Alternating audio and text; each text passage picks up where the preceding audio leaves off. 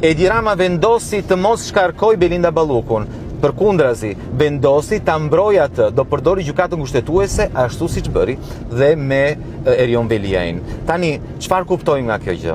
Kuptojmë e para, Spaku është i pavarur. Tani është e qartë për të gjithë. Kjo tregon që Spaku po i heton dhe po nxjerr para drejtësisë të gjithë. Të maj, të djathtë, të rinj, të vjetër, ata që janë në pushtet dhe ata që nuk janë në pushtet. Tani nuk kanë më gojë të flasin, të thonë që gjoja e Edi Rama i përdor kundër opozitës apo kundër kundërshtarëve të vet. Tani Edi Rama ka dalë aptas kundër Spakut dhe do të shpëtoj vete në fakt, jo vetëm Belinda Ballukun. E dyta, kjo është përplasja përfundimtare. Tani nuk ka asnjë shans që Edi Rama t'i shpëtoj drejtësisë. Pse?